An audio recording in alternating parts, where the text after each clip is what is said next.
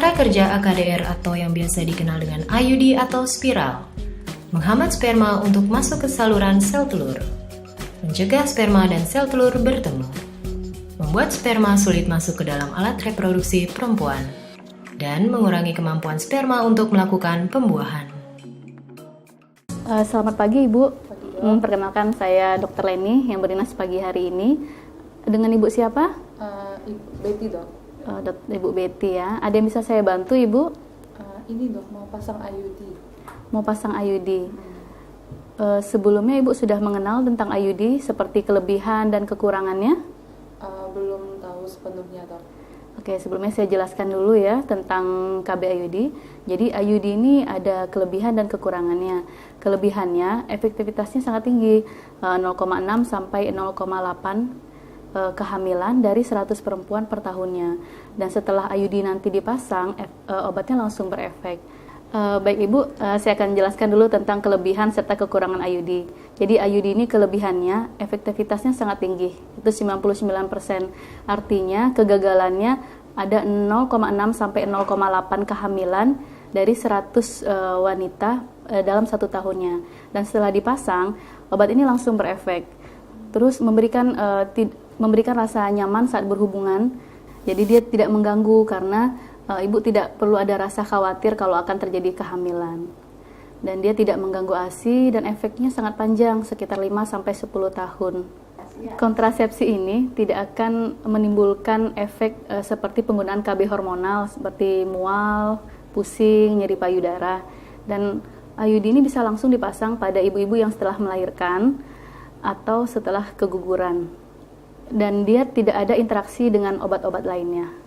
Itu kan tadi kelebihannya dok. Kalau kekurangan dari kontrasepsi ini ada nggak dok? Oh ya, kekurangannya ada Ibu. Biasanya 3-6 bulan siklus pertama setelah pemasangan IUD, menstruasinya nanti agak banyak. Nyeri saat menstruasi, kadang ada flek-flek setelah pemasangan IUD. Kedua, IUD ini tidak bisa dipasang pada ibu yang memiliki infeksi menular seksual atau pasangan yang sering berganti karena akan menimbulkan infeksi panggul setelah pemasangan. IUD memerlukan prosedur pemeriksaan panggul Ibu sebelum pemasangan, jadi emang nggak sedikit tidak nyaman.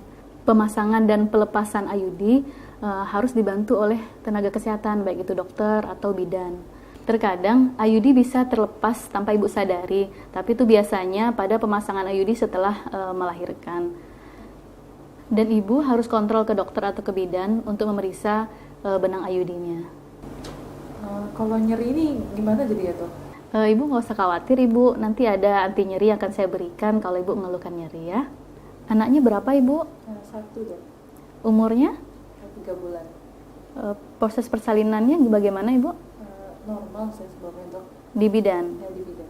Oh ya, Ibu punya riwayat penyakit keputihan? Enggak ada dok. Atau infeksi menular seksual seperti sifilis, GO? Belum pernah sih dok. Sering berganti-ganti pasangan? Enggak, satu aja dok. Oh ya. Apa Ibu sekarang sedang haid? Iya dok. Oh ya. Ibu sudah mengerti semua penjelasan yang saya jelaskan tentang kelebihan serta kekurangan IUD? Sudah dok. Bapak, ada yang mau ingin ditanyakan? Nggak ada dok. Oke, udah setuju akan dilakukan penggunaan IUD? Setuju dok. Bagaimana Pak? Setuju Pak? Setuju dok.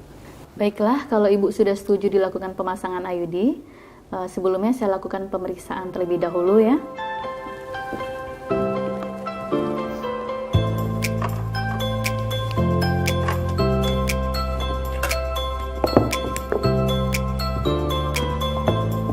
Tensinya normal Ibu, 120/80 ya. Baik Ibu, saya periksa nadinya terlebih dahulu ya.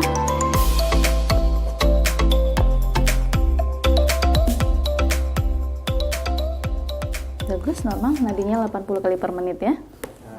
Baik, silakan Ibu ke kamar mandi untuk dikosongkan dulu kandung kencingnya sambil saya akan menyiapkan alat-alat yang akan digunakan. Sudah dikosongkan kandung kencingnya Ibu? Sudah dok. Oke, kalau sudah silakan Ibu naik ke tempat tidur untuk dilakukan pemasangan IUD ya.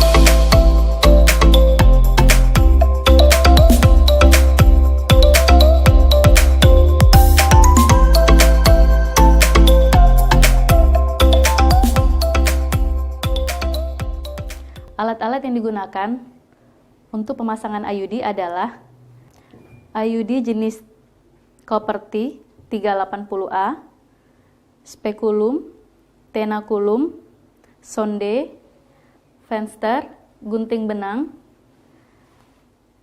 bengkok, betadin, wadah betadin, dan kapas cebok. Setelah pasien dalam posisi litotomi dan dipasang duk steril, dilanjutkan vulva dan vagina dibersihkan dengan kapas cebok.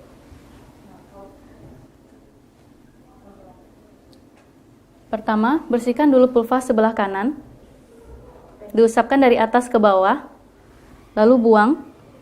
Kemudian sebelah kiri, dari atas ke bawah juga, buang. Di tengah, dari atas ke bawah, lalu buang. Lalu dilakukan tindakan VT bimanual untuk menilai posisi uterus. Dari pemeriksaan didapatkan uterus dalam posisi antefleksi. Setelah selesai, dilakukan pemasangan spekulum.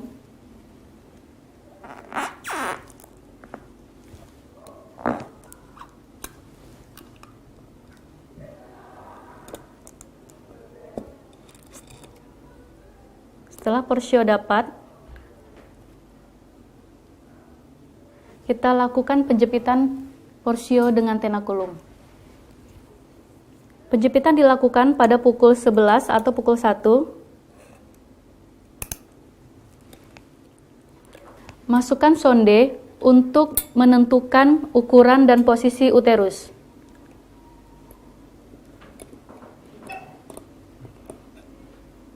Didapatkan uterus posisi antefleksi dengan ukuran 7 cm.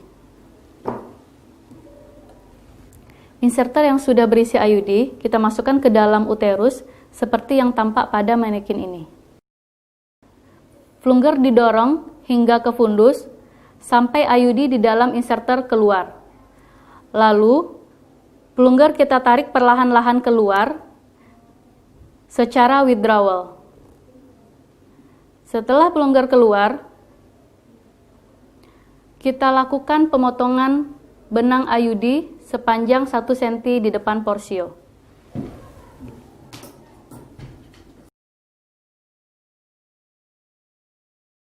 Tenakulum dilepas, dilanjutkan dengan pelepasan spekulum sambil mendorong benang IUD. Tenakulum yang sudah digunakan diletakkan ke dalam larutan klorin. Begitu juga dengan spekulum.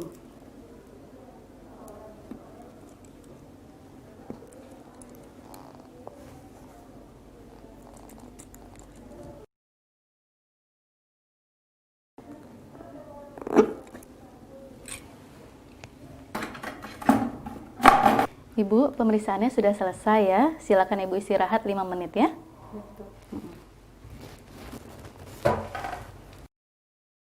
Pemasangan IUD selesai.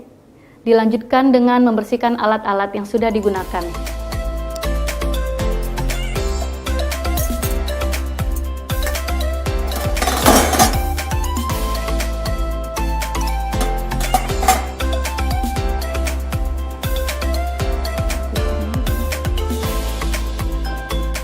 Dilanjutkan dengan melepaskan sarung tangan yang sudah digunakan.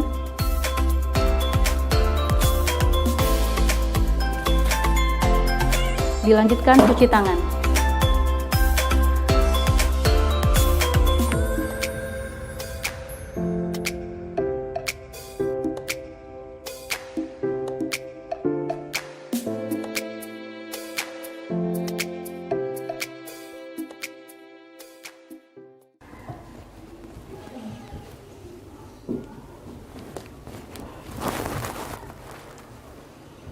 Pemasangannya sudah selesai ya Bu. Nanti biasanya keluhan yang akan Ibu rasakan setelah pemasangan ini akan sedikit nyeri dan ada flek-flek dari kemaluan. Nanti ibu akan saya kasih obat anti nyeri untuk menghilangkan rasa nyeri itu ya. Ini ada kontrolnya lagi nggak dok? Harus kontrol berapa kali gitu dok? Oh ya, ya ibu harus kontrol 1 bulan ke depan. Nanti kita akan lakukan pemeriksaan USG untuk melihat posisi IUD dan benangnya. Kemudian 3 bulan, terus 6 bulan, atau kalau seandainya ibu telat haid 5-7 hari, atau ibu punya keluhan seperti pendarahan yang banyak, atau keluhan yang mengganggu lainnya. Bagaimana? Ada yang mau kan ditanyakan? Cukup dok. Oke, kalau gitu pemeriksaan kita selesai. Senang bisa membantu.